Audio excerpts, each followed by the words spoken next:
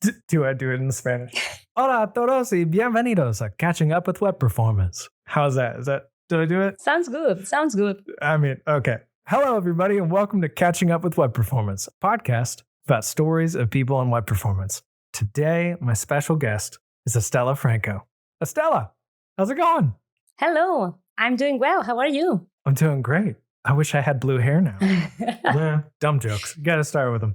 But yeah, I'm just excited to have you on because you're our first guest with an SEO background. Correct. Very exciting because the episode we just did, we got to chat with Carolina from Caliber. One of the things we talked about was, performance. If we want this thing to grow, it needs to get outside of just developers. It can't just be an engineering thing. Knowing that we've got somebody like you, hey, I've lived on another side of the world. I have a different perspective, something to learn. I'm so excited to hear your story. Can you take me back? Let's just jump right into this. Do you have a first web performance memory? How did you get into this web performance thing? Okay, so we need to go back until 2011, more or less, when I started my SEO career.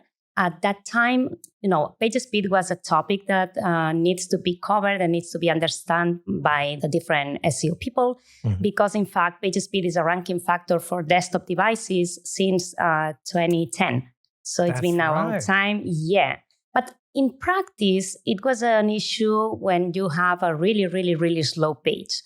So because we didn't have any kind of, thresholds and metrics to measure. So we were looking at that time, it was like the DOM size and the document content loaded time and this kind of stuff, right? So, but I discovered the topic, but not only for that ranking factor, but also because of crawling, because SEO people are really obsessed about crawling. We want Googlebot to crawl all of our pages as much as possible, okay?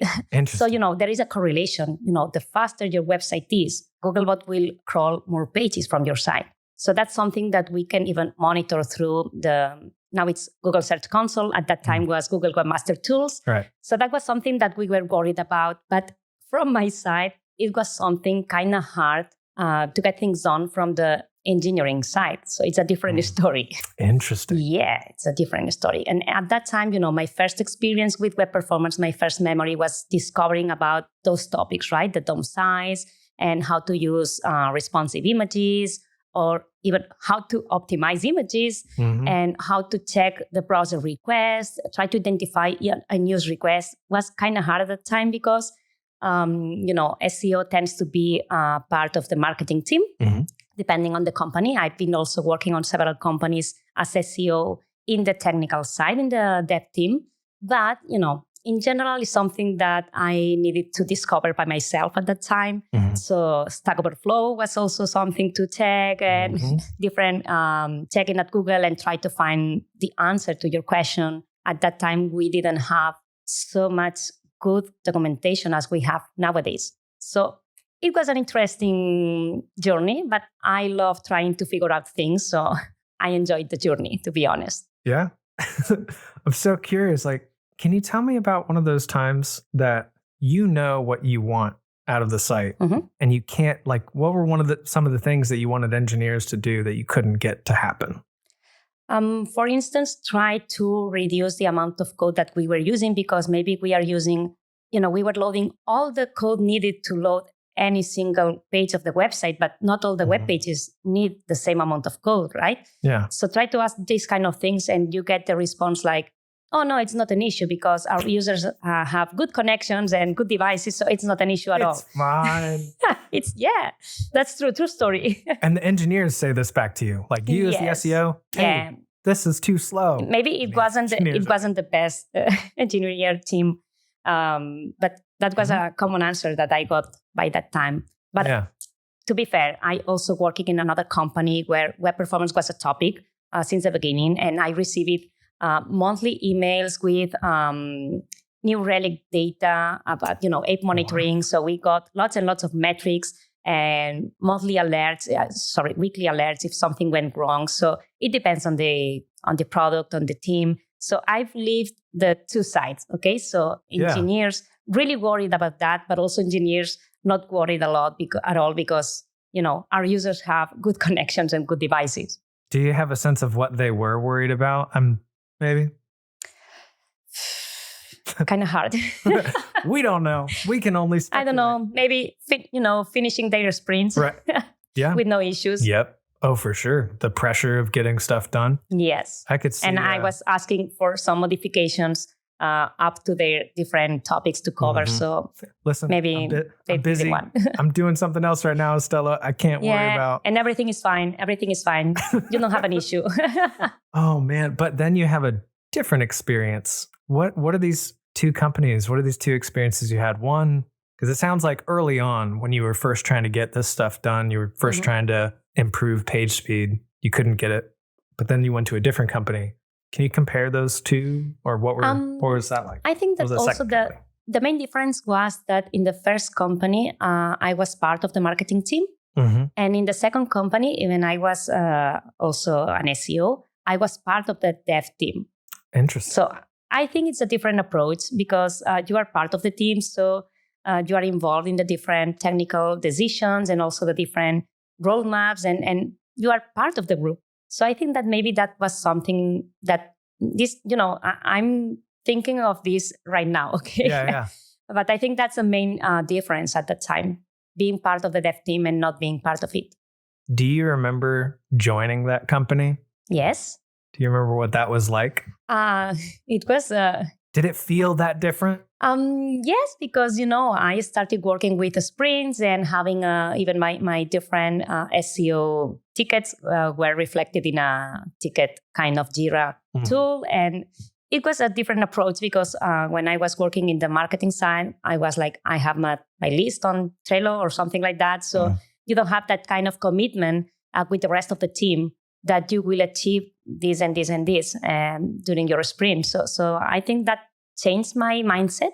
Yeah. And I think that helped me a lot in my career, going through that process. It's an agile kind of work. But I wasn't, I never experienced that before. So it was interesting, and also being different discussions with dev teams. And I learned a lot. I was able to even touch a repository and make a kind of pull request with a different system. Yep. It was nice to feel more technical, let's say. Right. And you can actually make the changes that you're hoping for instead of begging for them to happen. Some of them. I have limitations, but at least I was more, for several things, I was able to do it from my side, by myself. So that was great. And after that, I also worked in another company, also in the dev team. And at that time, I even was making several front-end things. I created components, and because I like that. I know that was, that wasn't part of my scope. But, I'm part of the dev team. So the dev team has a commitment for this sprint, and we need to achieve this. And I am able to make several front-end things. So why not? And the team aimed me to do that. So that helped me also a lot. And that I think that's why I'm here right now, because that kind of helped to involve me, to help me to be more involved in the dev sprints and in the different code reviews. I learned a lot that time. Yeah. Can you I'm trying to put together a timeline in my head. I'm seeing all the calendar dates. So you started around 2011, 2012, SEO, part of the marketing team. At some point, you join a different company and become part of the dev team. Around when was that? It was like a couple of years after that. 2013, 2014, more or less. Okay. So we do a couple years of the marketing team. Yeah, my first experience in a dev team. When I go pull up your LinkedIn. I don't have here the date, so you will check that better than me. Oh, man. Let's see here. 2011 in Conexo? Yeah, that was all marketing stuff. But I discovered SEO at that company because I was like I was making everything in that little agency for other clients. So I was creating PPC campaigns and also writing stuff for clients' blogs and also discovering SEO to write good stuff. For Google. Yep. And because if I write some kind of blog, I want to get traffic from Google. So I discovered SEO by that time. Yeah. how did you decide what things to write about? Like, how do you know what things Google wants to see or not? Oh, no, it was more depending on what the client wants me to write. Because, for instance, I was also writing for GPS company. Mm-hmm. So if they launch a new GPS, they want me to write stuff for the new launch. So, try to identify what the users are looking for, that kind of product, and try to make sure that I use the proper words in the title and also in the different subtitles and these kind of things. A basic level, because we are talking about 11 years ago now. So, We're digging back in the past. But then let's fast forward a little bit then. So there's Atrapalo. Yeah, that's a company where I joined the dev team. That was the dev team. Yeah. I was part of the dev team, and I learned a lot with so many talented people. And I even get in contact with people from that team. Oh, really? Yeah. That's fantastic. Good times, yeah. And then after that, there's La Vanguardia. Yeah, that's a complete different topic, because that was only SEO for news. It's for Google News, because it's a news media, La Vanguardia.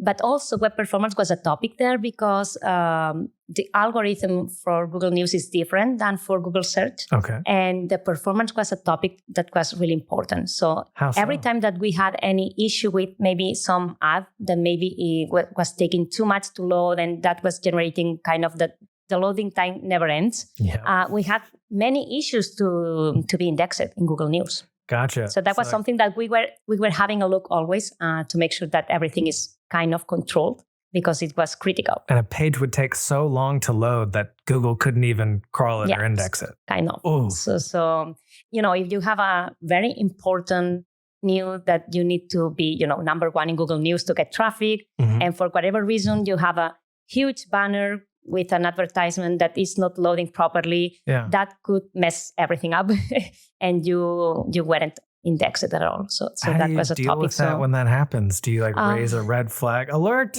Alarm! Yes, alert. Yeah, you need to talk to the people managing the advertisements and make sure that, remove that advertisement because it's not working at all. So it was complicated because you are battling in real time with other news media websites. So it's complicated. But then you detect that, this is not loaded. It's still trying to load the page because of this piece of advertisement. And then you identify the issue. The first time was the hardest one because it's like, something is broken. Yeah. Do you remember the first time when yes. I don't remember exactly the new that I was trying to rank. But I remember the crisis at the office, why it's not working? Why?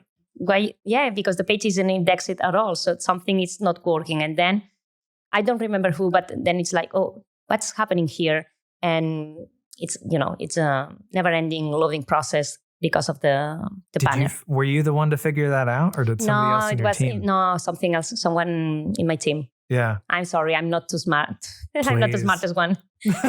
Well, no, I think these are the parts of the story that I love to hear, though, because the people around us, right? We learned so many things from them, and knowing that there was somebody on your team, there's this moment where, no way, that was it? And that sparks a whole new world, a whole new line of questions for you to go down. Yeah. So since then, every time that we had some indexing issues, we checked the loading time and make sure that everything is loaded to ensure that. Yeah, completely. So it was a bad experience, but at least helped us a lot to avoid this issue in the future. Do any other situations like that come to mind as you're going through your career where this something happened and whoa, I had no idea, and then you've carried that with you? I think this is the biggest one because it was like a couple of hours trying to index a new, and indexing in Google News is like this because it should has be instant. Yeah, it's almost instant because it has Google crawls a different sitemap just for news, so it's kind of instant. So it's like it's not working. What's happening? So we suffered. Yeah, we suffered a lot. Yeah. I'm remembering that, and it was a critical situation, to be honest. Oh my God. But now I know, and people hearing us will know that for indexing in Google News, you need to make sure that your page is loading properly. Yeah. It's so crazy how these things kind of repeat and come back. Because you mentioned that sometime like 2010, 2011, Google starts making page speed a ranking factor in desktop, or at least introduces the idea. And then as an SEO, crawl rate, frequency of crawls is really important in order to get pages indexed. Mm-hmm. And we knew that if we make pages faster, they can crawl more often or crawl more pages. But then it escalates to a point where, oh my God, if it's that slow that it literally can't crawl it, blah. Yeah. Right? But crazy. It's just funny how these we keep building over the years and learning all this new stuff. Yeah. In fact, going back to the ranking factor, mm-hmm. I remember in 2018 when Google announced that PageSpeed was also a ranking factor for mobile devices. Mm-hmm. So 8 years after the desktop one. And this isn't even Core Web Vitals. This is No. This is before Core Web Vitals, right? But again, we didn't have any kind of metric and threshold to monitor. Mm-hmm. Because as I said before, the critical issue is when the page is really slow, as the example with the news, right? Because it never ends loading at all.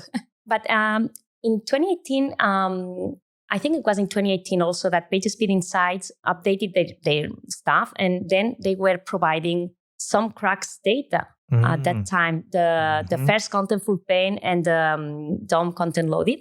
Yep. So at least, maybe we don't know exactly what's the ranking factor, but at least PageSpeed Insights is showing kind of metrics to look at. And, information about your users are struggling a lot with web performance, with PageSpeed. So at least we have kind of hints to prove to different teams involved in web performance that maybe we are not as good as expected. Right. It feels like a black box trying to know what's happening with real users. When you mentioned New Relic, when were you using New Relic? Is that one of these companies before 2018? Yes. Or is that later? No, it was old times. Yeah. But because now New Relic and all the different tools that we have in the market, they are providing a lot of data, front-end data, let's say, for the loading process. And we now have many metrics, many new metrics during those last years.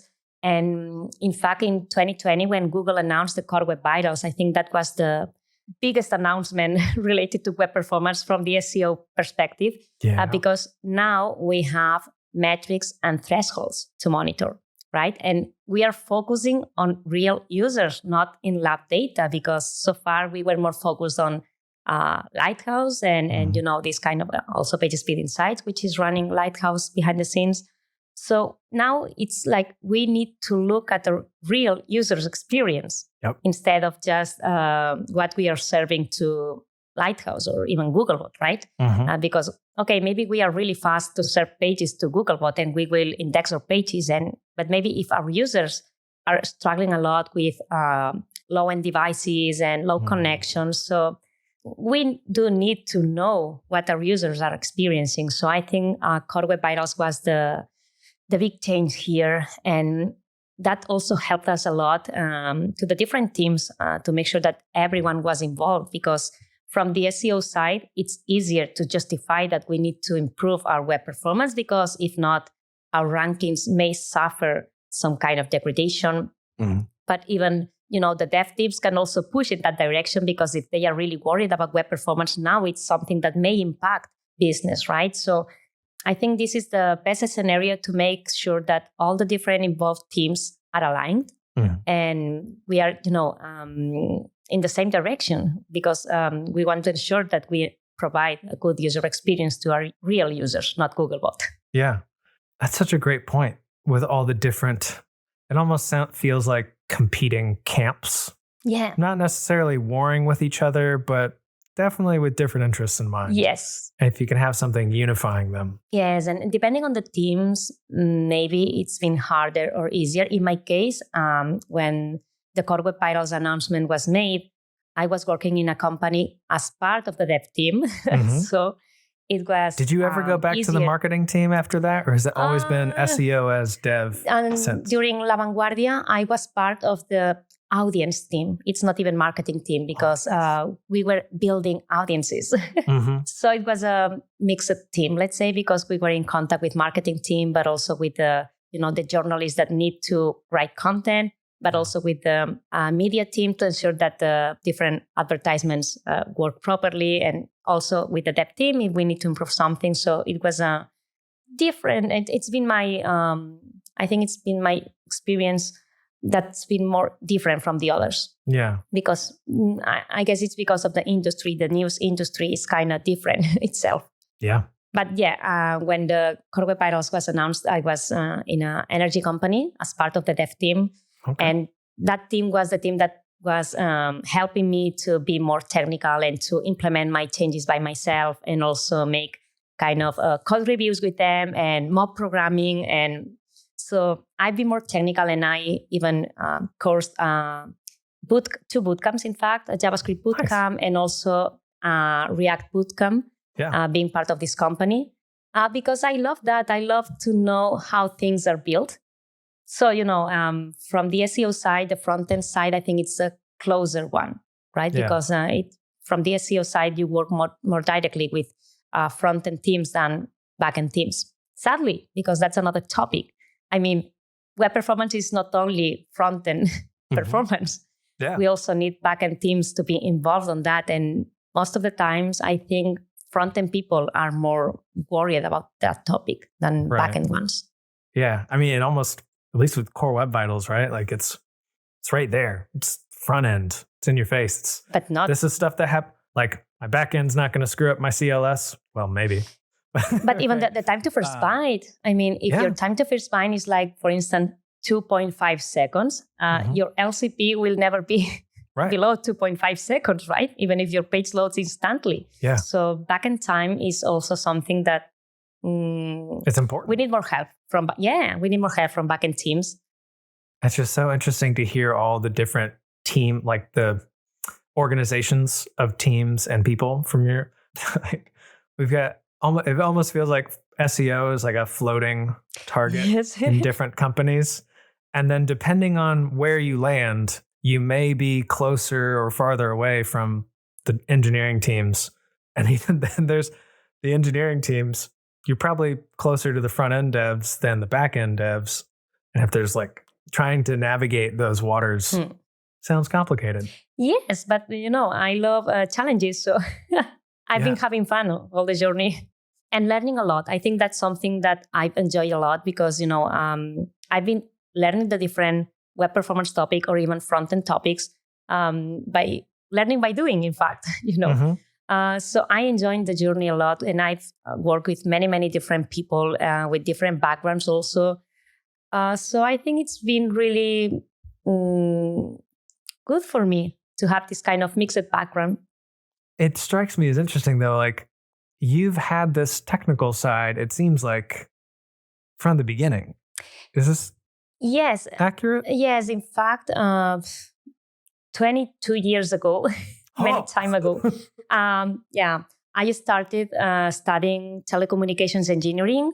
So I learned to program with C at that time, not even C++ or C#, just C. Okay, so you've been sandbagging me this entire time. You learned C 22 years ago. But it wasn't useful at all to manage websites. Okay, fair. But at least, I had this kind of programming mindset. Even in school, I learned to program at school with QBasic. It was the programming language, just to learn how to paint something in the screen and just make, just not for fun, but to understand how to iterate something or how to locate something in the screen and how to, programming itself to make an algorithm. So I had this kind of background in my...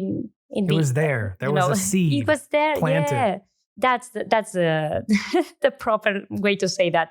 And when discovered SEO, I think that seed bloomed. And I discovered, okay, that's the thing that I like because it's more technical. So it's related to marketing because at that time I was working more on marketing stuff. But then, okay, the SEO and the technical SEO especially was something that, I feel something special with that. And then 12 years after that, I'm here. Right. So let's fast forward a little bit because now Your title is not SEO. No. Is that correct? No. No. What is your title now? Who is Estela Franco? Okay. I'm the web performance specialist at Schneider Electric. Well, fantastic. Like, how did that happen? Because we're going SEO, technical SEO. And then all of a sudden, bam, you are a web performance specialist. Like, when and how did this happen?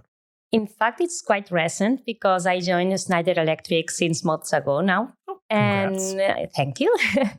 I wasn't expecting this change. I mean, I was really focused on web performance since the Core Web Vitals announcement because, wow, that blew my mind. And it's like, wow, I discovered new things of web performance and I was really involved with all these things. So when I had the opportunity, because in fact, a recruiter contacted me and with the opportunity, and I was like, oh, this is a joke because it's like my dream job.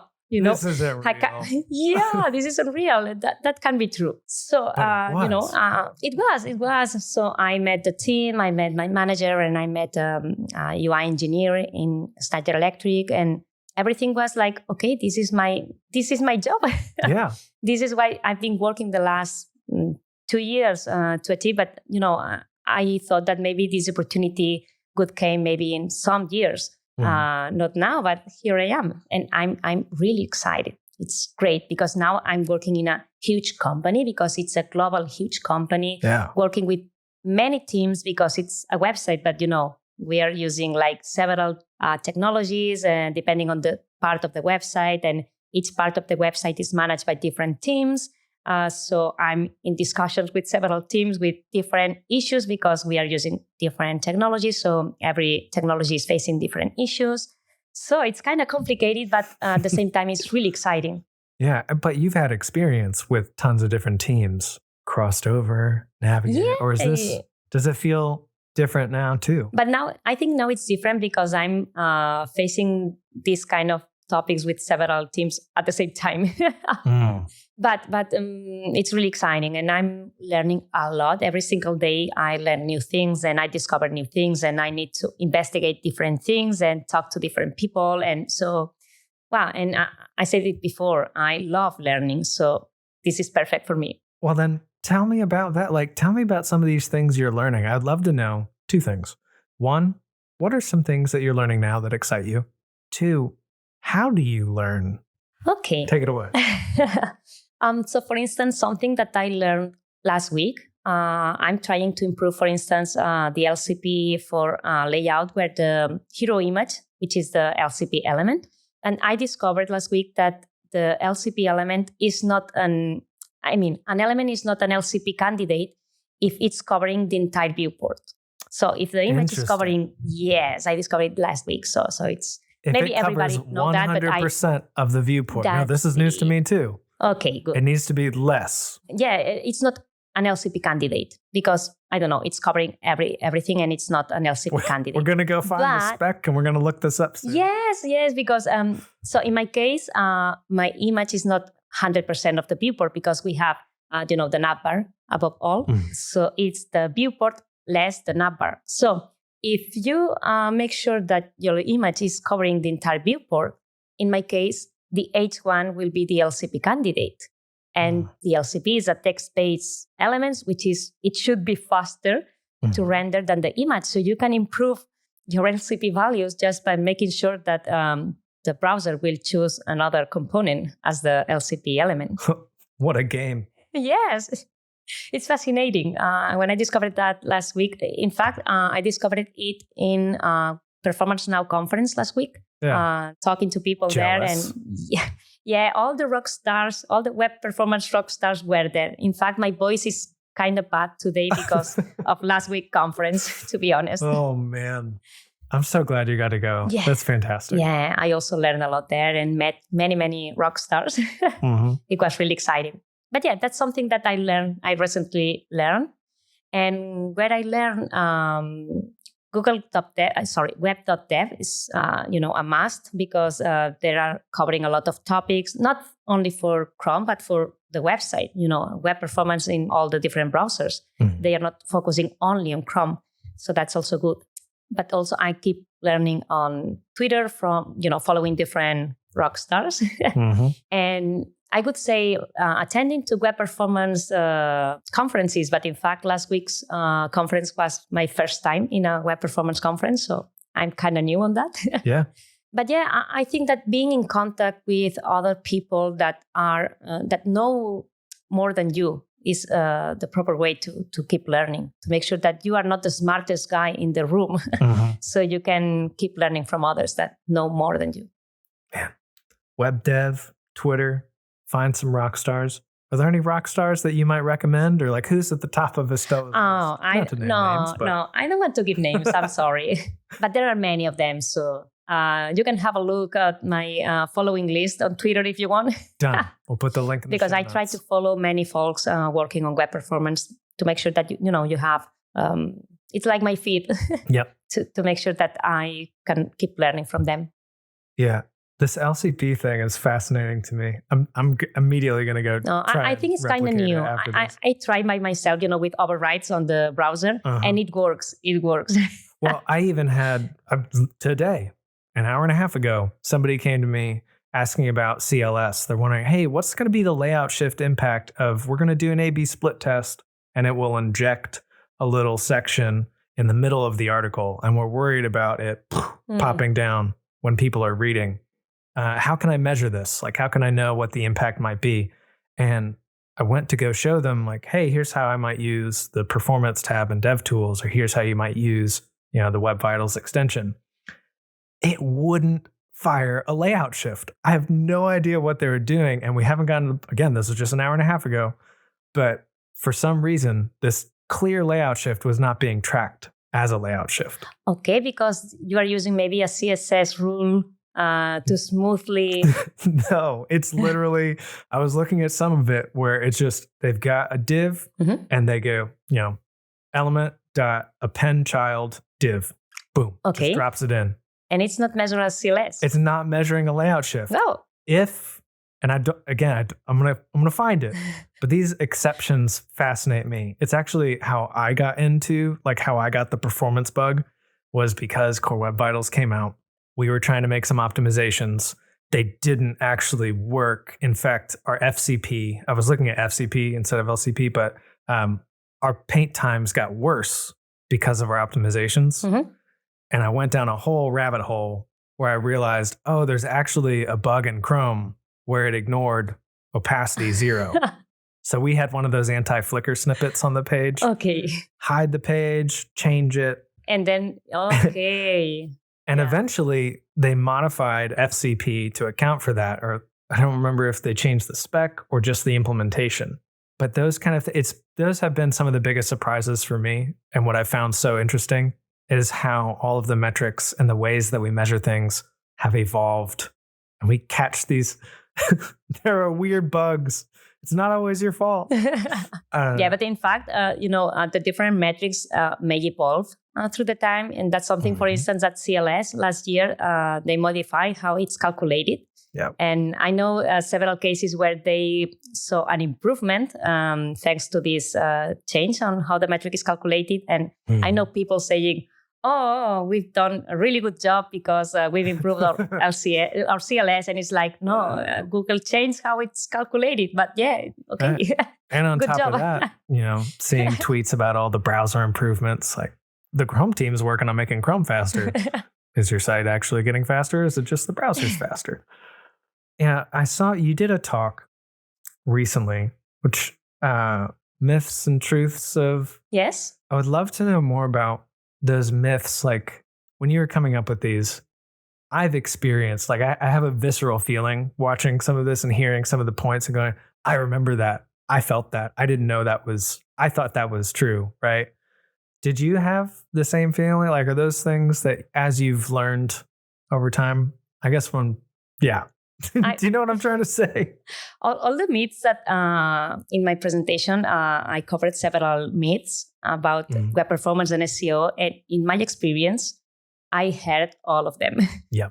Because, even Google is doing a good job writing documentation about Core Web Vitals and how to improve the user experience. But, Google's algorithm for search is kind of a black box. Okay, so we don't really know the real impact of core web vitals. We don't even know if that's a huge ranking factor or not. We only know what several people from the search team say in different interviews or different YouTube videos that they periodically publish. So I try to, gather all the different information from these kind of sources and try to bring some light. And also, the Core Web Vitals update, the page experience update, which is the name of the search update, is something that already happened for mobile devices last year and also for desktop devices in February this year. So, so far, if you haven't suffered any big impact because of Core Web Vitals, maybe, and you are not in the really good bucket for all the metrics, maybe it's not that crucial. I mean, we need to improve the Core Web Vitals, but for our users, right. Not only for SEO, which is also something that maybe we can leverage for this improvement, but for users. So I've also seen several teams prioritizing performance tasks, but for the wrong reasons, but for SEO. And it's like, okay, it's good. It's something, it's good to improve the performance, but we need to make sure that we are improving for the right reasons, which should be our users, right? So that's also that makes me think that, Core Web Vitals is good, but I have kind of mixed feelings. Yeah. Because it's like, if we don't have an update, a search update for SEO involving the Core Web Vitals, I'm not sure if we should have so many teams, so many companies working on web performance. So, mixed feelings. I'm sad because I think that maybe if SEO is not involved on that, maybe it could be harder to make things done. Yeah. If we didn't have the, what am I trying to say? The carrot and stick. If we didn't have the incentive of page ranking tied to Core Web Vitals. Yeah, I think that's because might not see as much interest. At least in my experience, I was also involved in SEO and I am part of the SEO industry. So I was also aware of what other SEOs were working on. And this Core Web Vitals announcement was something that impacted a lot on SEO. So probably the Core Web Vitals announcement and make sure that, we need to work to ensure that our users are getting a good experience in these three facets, through the LCP, the CLS, and the FID. Probably the impact it could be different. Right. Because now, the SEO people are pushing for Core Web Vitals and are trying to demonstrate and trying to, to involve business people. Because if we don't achieve this, we won't improve our SEO results. That's something that also I heard many times, that we need to improve Core Web Vitals because this is the only way to get better SEO results. And it's like, okay, good to improve Core Web Vitals, but what will happen if once you get good Core Web Vitals, you don't see that boost that you expect? So it's kind of hard. Let's see. Wonder how long will the incentive last? Yeah. What will happen if we start losing steam or people lose interest? Oh, I put all this effort and it really didn't make a difference. Performance doesn't matter. That's my main fear. But at least, so far, I think it's been really helpful to help different companies to make things done and also involve many dev teams, because I know many front-end engineers who weren't aware of web performance. So I think this is also helpful for them to learn about web performance and to keep them involved in this process and make sure, for instance, also make sure that your web page is accessible is something that teams tend to be more worried about. So now web performance is also a topic that we need to ensure that we also provide a good user experience through web performance. So I try to be positive. Yeah. I mean, you've left us with a lot to think about now. I wish we could keep talking the rest of the day, because now, I'm sharing this because all these things are also, rounding my head. So now it's also in your head. Yeah. I mean, for what it's worth, what's been so interesting for me about performance is once I feel like there's, in my own learning and my own experience, I've had kind of a mental bubble that this is my first attempt to describe it, so I'm not sure it's going to make it out. But like, I can feel myself in my mind maybe getting tunnel vision or losing track of all the other things. Like performance was just kind of, I don't know how to say this. It's like performance was just for its own sake. We did performance for performance sake. At least that's how it shapes in my mind in a way. Mm-hmm. And in the past year, I've seen a breakthrough where I got on projects and somehow, performance was useful completely outside of Core Web Vitals. Like performance was useful in explaining traffic mixes. Performance was useful for explaining why a page might or might not be indexed. Performance was useful for explaining why whole segments of our users weren't converting or weren't buying something or weren't seeing, some experience. They don't see the experience because X, Y, and Z. You see disproportionately more social traffic because one side of the split is slower than the other and the analytics never fire. It's been interesting to see performance become more useful outside of Core Web Vitals. I think that's what I'm trying to say. Yeah. In fact, there are many companies also sharing their experiences and their correlations through page experience, user experience related to web performance, with other business metrics such as user retention or conversions or, getting leads and these kind of things. And there is a clear correlation, so it's something that is really helpful to see other case studies to confirm this kind of things. So I think that's really useful. Well, I think that's the future then. Sounds like that's where we're headed. It's the present. This is now. Yes. Well then, I hate so much to cut us off now, but we're coming right up on time. I want to switch over to closing here. How can people keep up with you, Estela? Like, how can I keep track of things you're doing? Well, I think the easiest way is to follow me on Twitter, which is Guaca, like guacamole. Yes, like guacamole, but just Guaca. Long story. We'll ask about that I think next time. Okay. I think it's the easiest way because I also have a web page which I will try. I will try to try to share more content with people. Is something that I'm writing my New Year's resolution for next year. Yeah. And I want to also share more content through blog post.